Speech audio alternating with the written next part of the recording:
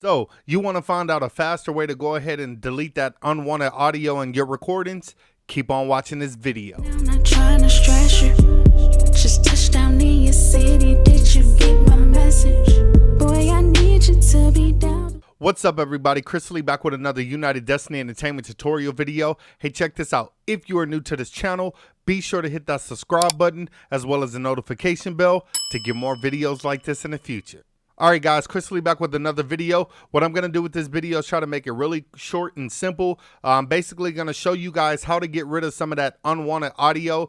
Instead of doing it the slow way, I'm going to show you guys how to do it the fast way. But in the process, I'm going to show you guys both ways. So I'm going to quit all this talking. I'm going to go ahead and jump into it and show you guys how to do it right now. Let's do it. All right, so here we go. All right, guys, so check it out. Normally, when you want to go ahead and start deleting some unwanted audio, if you notice, in between here, there's a lot of audio that you will not want in your recordings, okay?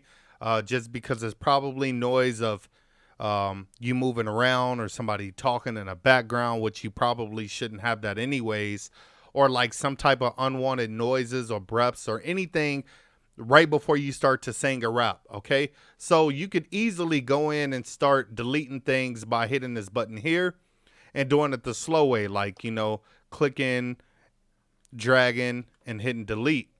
Say if I turn AZ on, you just click this here, and if I hit R and T, I can spread this out, okay? So this really helps you go in and kind of like clean up some of that unwanted audio. Highlight it, click it, delete it, whatever. But when you start to do that for an entire session, it can get very, I guess you can say repetitive, boring, and take a very long time to go ahead and do that, especially if you got a big session. So you don't want to go through that entire process. So let me just go ahead and show you something real quick. Hypothetically, say if I went in and I was like, yo, let me just clean these vocals up real quick. So I'm going to highlight this. I'm just going to hit Control F real quick to apply some batch fades because I don't want to hear any type of clipping or anything like that. I'm going to hit Enter, and then I'm going to hold down Shift Alt 3. That's going to combine everything. And in the process, what you want to do next is go ahead and hit Control U, and it will be Command U on a Mac, okay? So now this is the strip silence. This strip silence is going to help me go ahead and delete a lot of the areas unwanted audio in this recording that I don't want to do the fast way, okay? So this is what you want to do. Long story short, it has a threshold here, and if I move this threshold to negative 60 dB or whatever the case may be, you can see that it basically makes like these little rectangular boxes around the audio, okay? So the more that I pull it back, it makes a less number. The more that I pull up the strip threshold, it has more boxes or more little areas of audio that it's trying to, I guess you can say, adjust to, so I can go ahead and cut it out. So I'm going to go ahead and pull this back. And I would say, hypothetically, I'm okay with that. Something about right there. So negative 46, right? And then you have the minimum strip duration. So check this out. Watch what this do. So when I cut it down all the way, 0 milliseconds, it does very small increments. But that's going to cut the audio out and strip it out if I go ahead and hit strip right now. That's not what I want. But if I go ahead and push this up some, it's going to make it a little bit more precise, okay? So I would say that that's pretty precise right now. Now, what's the problem here? If you notice, if I stretch this out, it's cutting off some of my audio. It's just too close, and that's not what you want to have in this particular case, okay? We want it to be a little bit more precise than that.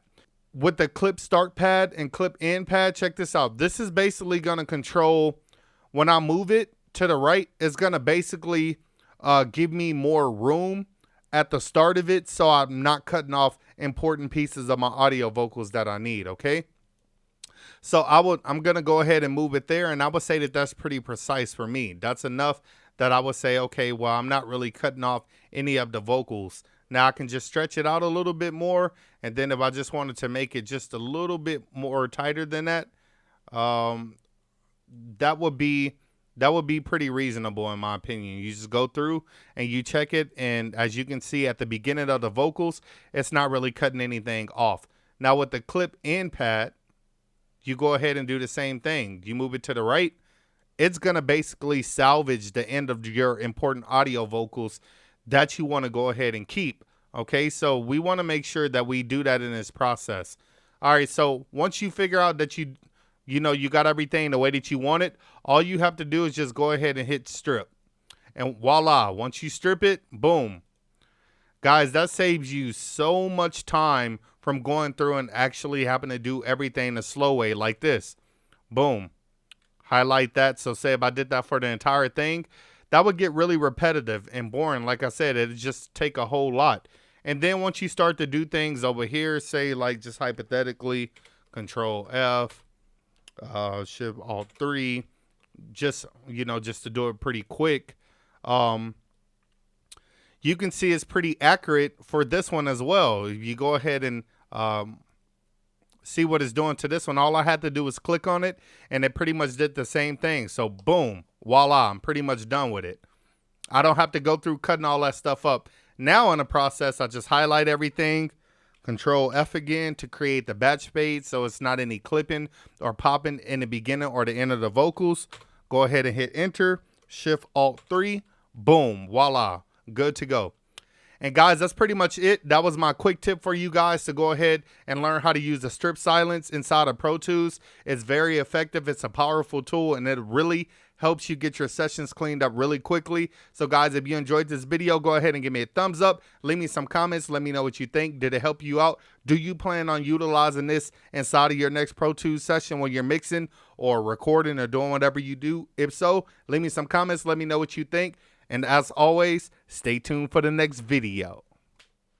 Now I'm not trying to stress you. Just touched down in your city. Did you get my message?